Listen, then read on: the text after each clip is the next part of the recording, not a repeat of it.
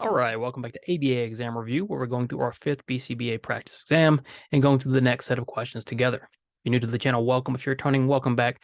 Make sure you like and subscribe to get all of our updates. If you're looking for our proven study materials, check out behavioranalyststudy.com, practice exam, study guides, and of course, our affordable combo pack. As always, when you pass, let us know so we can include you in the Sunday shout out. Work hard, study hard. Let's get going. 41. A stakeholder requests that you create a contingency contract for their teenage daughter. The daughter, Shelby, is smart and hardworking. Which of the following descriptions would fit best in your contingency contract? There are a couple things going on here.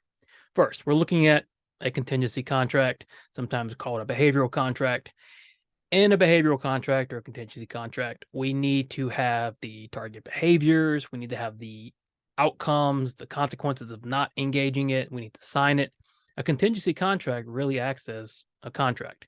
And one of the most important things when making a contingency contract is being very clear about what you want the learner to do. You've got to be explicit because once you sign that contract, it's binding.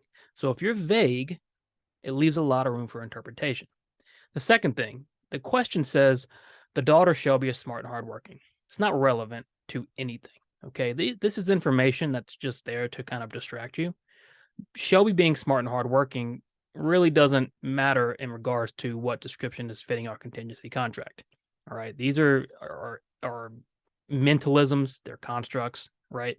We're not worried about this. We are worried about how do we best design a contingency contract. So what is going to be the best description for a contingency contract? A, Shelby must finish her shower routine within a reasonable amount of time during the school week. Now, this is what I was just talking about. If you sign this and Shelby finishes within 5 minutes, is that reasonable? Is 15 minutes reasonable? What if she spends 2 hours? Is that reasonable? It's very vague. It leaves a lot of room for interpretation, and it's not going to be a very good contract. B, Shelby must complete all assigned homework each day before she is allowed to use her phone at home. This is much better. We've got an exact location. We've got a time. We've got exactly what she must do. Any homework that is assigned, she must complete every day before using her phone at home. Very specific, very accurate. Shelby must get good grades on her exams if she wants to go out on the weekend. Same thing with A. What are good grades? For some people, A's are good. So for some people, C's are acceptable. Need to be specific.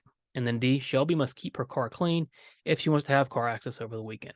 So all three wrong answers demonstrate the same issue. It's just not clear enough, right? I've written contracts before, and I've made that mistake where it's very open to interpretation. And let's assume smart is relevant. Kids will figure that out. And they'll point at the contract and say, well, you said as long as I finish within a reasonable amount of time, right? And what are you supposed to say? That contract is binding. It is what it is. So you want to be as clear and complete as possible. So the best description is going to be B. Shelby must complete all assigned homework each day before she is allowed to use her phone at home. 42. A doctor meets with a patient and prescribes medication. The doctor says, take 2 of these and call me in the morning to let me know how you feel. The doctor is using what type of data collection? First, ask yourself, is the doctor directly observing the patient, taking the medication, how the patient feels? No, the doctor just says, give me a call, report to me how you feel. So it's not even direct data, right? Which is a big clue. Because if we look at our answer choices, well, A, anecdotal, is kind of what we're looking at here, right? This is the patient's description, okay? The patient's description of how they feel. It's their story, it's their explanation. It's anecdotal. The doctor isn't using any tools to measure. He isn't directly observing them. He's just going by the report, right? It's essentially a self-report. It's not permanent product because he isn't actually measuring the outcome. If he brought the patient in and ran a bunch of tests, he would be using permanent product on the outcome of the medication. He doesn't have to see the medication being taken, right? But if he brings her in and actually tests her, he can look at the permanent product. But that's not what he's doing. He's just getting a report from her. And then event recording and ABC narrative recording. Well, event recording is simply a count, essentially, right? How many times something is occurring. He's not taking that kind of data, and he's not taking any narrative ABC data. Regardless, he's not taking direct data. So we know B or C and D can't be correct.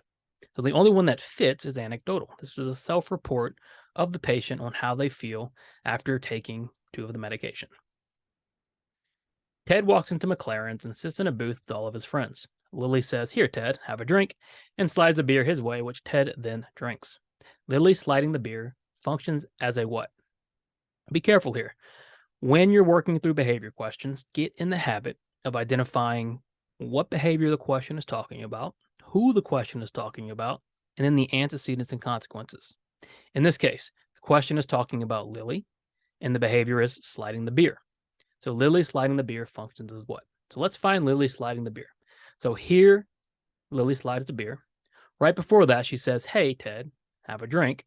And then Ted takes a drink. Well, here, Ted, have a drink is your what? Well, it's your SD for having a drink. Sliding the beer comes in between the SD and the response, making it a prompt. If you break behavior questions down like that, they become so much more clear and so much more actionable, right? Instead of trying to read through all of the information and confusing yourself and what am I looking at? What am I looking for? Identify the behavior, identify the person, look at the antecedents and consequences, and go from there. So we know here, Ted have a drink is our SD, Ted drinking is our response, sliding a beer is a type of prompt. So let's look for that type of answer. A, motivating operation. Well, motivating operation is going to come before here, Ted have a drink, right? Could be a long day at work, could be Ted sees his friends, whatever it might be, but it's coming before the SD. What about a movement prompt? So what's the difference between a movement prompt and a positional prompt? Well, a movement prompt is just another way to say a gestural prompt. And we're not gesturing here. We are changing the stimulus, right? The beer. We are positioning the beer differently. It isn't a verbal prompt. The here, Ted, have a drink is an SD, not a prompt. So Lily is changing to the position of the stimulus, the beer, evoking the behavior of Ted drinking it. So Lily sliding the beer functions as a positional prompt. This is a harder question, all right? If you got it right, that's excellent. If not, no big deal. Go back and review. Half the battle when you're studying is answering a question, and let's say you get it wrong. Well, now you have 4 terms that you can go review. You need to use the questions as a catalyst for studying. It's not a how fast I can answer all these questions. When you get one wrong, you should spend 10, 15 minutes reviewing it. Review motivating operations, review prompts. That's how you should be studying. 44. What aspect of baseline logic seeks to confirm a previous prediction regarding the baseline measurement of a target behavior? Wow, that's a mouthful, right? I mean, it's a lot to take in. So when you get something like that, stop yourself and slow down. Let's review. What aspect of baseline logic, okay, we have a terminology. Baseline logic is prediction, verification, replication, seeks to confirm a previous prediction regarding the baseline measurement. So when we talk about prediction regarding the baseline measurement, we're talking about literally prediction. So what aspect seeks to confirm your prediction? Well, of course, verification. Verification in baseline logic confirms our prediction about the future baseline. Replication is when we replicate the intervention. So again, what aspect of baseline logic confirms our prediction? What's going to be B, verification.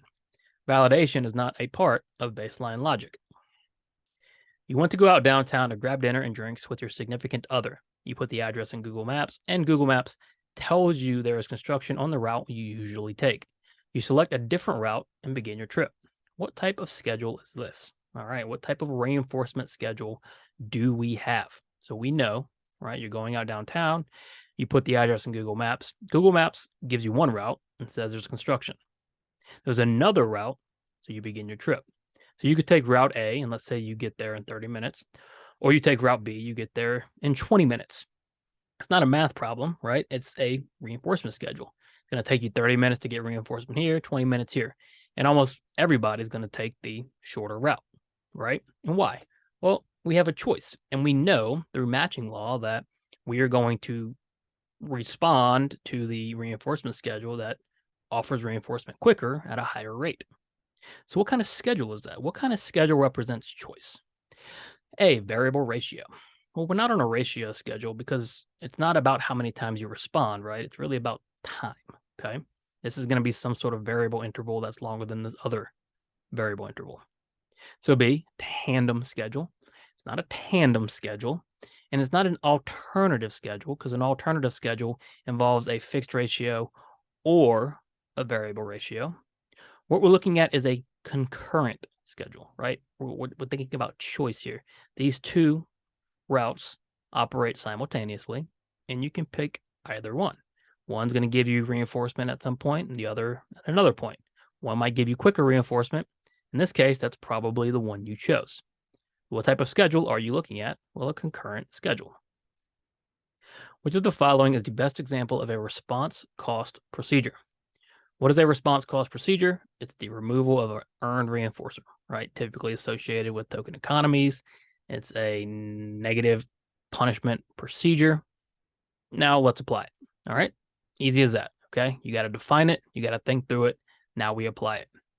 So after receiving a direct deposit into your bank account, your company realizes they underpaid you, so they deposit more money into your account.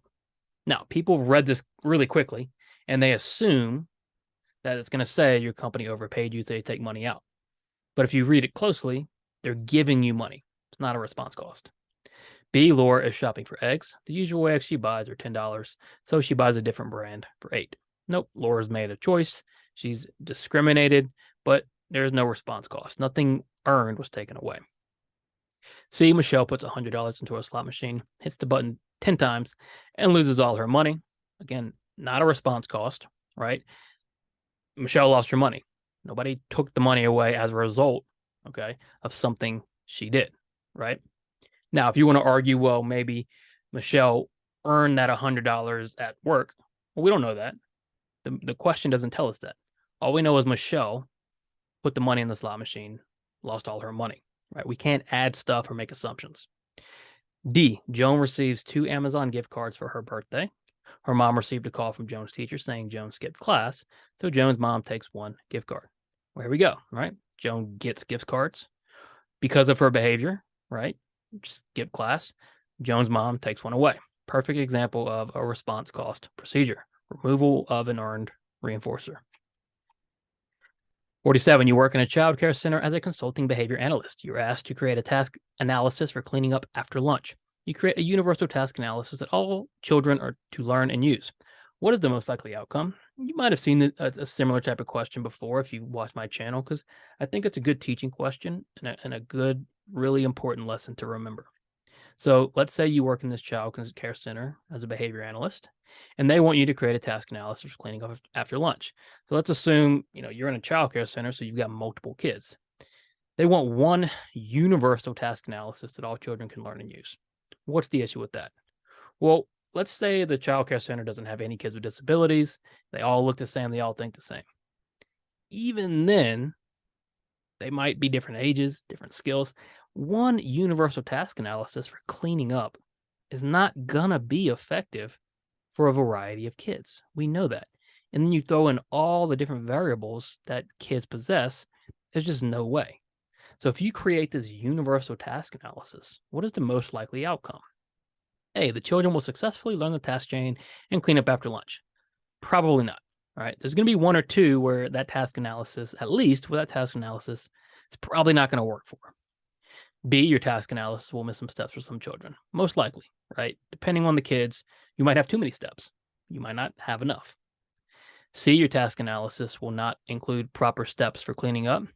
Well, that's not the case. I'm sure if you created a task analysis for cleaning up, you would have steps for cleaning up. The problem is the steps might be missing. There might be too many. They might not apply to all the kids.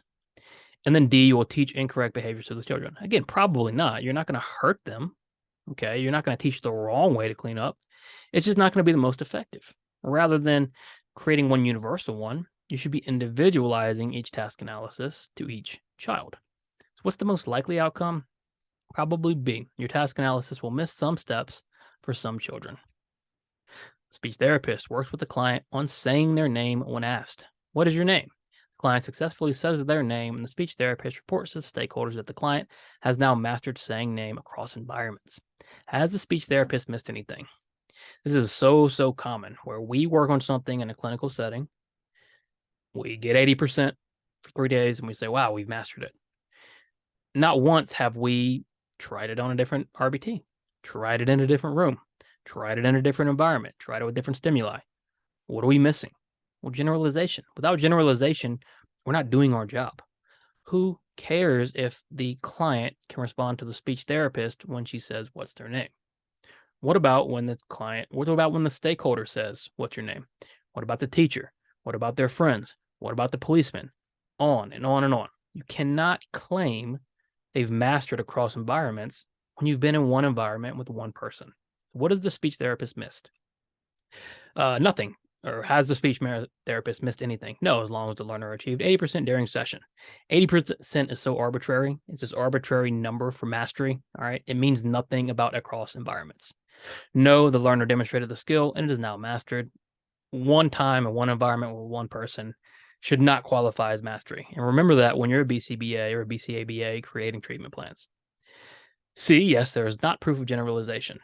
The code and the task list says we must program for generalization, not just say we've mastered everything. D, yes, this is not a socially valid skill. Of course it's socially valid. Responding to your name, answering what is your name, very socially valid. We just haven't generalized. So what do we miss? Well, there's no proof of generalization. Which of the following examples does not represent an antecedent intervention? All right, easier question. We finished with 2 easy questions, right? So the next one's gonna be easy as well. And people sometimes say, well, all the questions in the exam are super hard. And it's not the case. You've got, 185 questions, right? And let's say 120 of those are really hard. That leaves you 65 that are just not. And if you're prepared, a lot of these questions are gonna be super easy, right? I remember when I took mine, I found a lot of the questions very simple, all right, because I was prepared. Now, there were some really hard ones that I might have not really known, but you don't need to get 100% right. So when you get an easy question, don't overthink it. Don't question it. Just answer it. So we're looking for an example that does not represent an antecedent intervention. And that's what they'll do with the easy questions sometimes, is they'll throw in this does not, right, to try to get you going too quickly. We're not going to do that, right? So does not represent an antecedent intervention. So an intervention that does not come before the response. A, non-contingent reinforcement. Non-contingent reinforcement is antecedent intervention, typically a motivating operation procedure. B, high probability request sequence. Yes, we're trying to build up to that response we want to see. C, response cost. We talked about response cost earlier. We know it's a negative punishment system, making it a consequence intervention. And then satiation of reinforcement. Well, you satiate, okay, on something that's a motivating operation, right? So that's also an antecedent. We're talking here about a response cost system. And then finally, again, easy question, latency and answer response time are related to what? Well, we have repeatability, temporal locus, temporal extent, and then we use these to get all our continuous measurements, right? Repeatability, like frequency, rate, that kind of thing, count. Temporal locus, or latency and into response time, and then temporal extent, duration. So latency, IRT are related to temporal locus.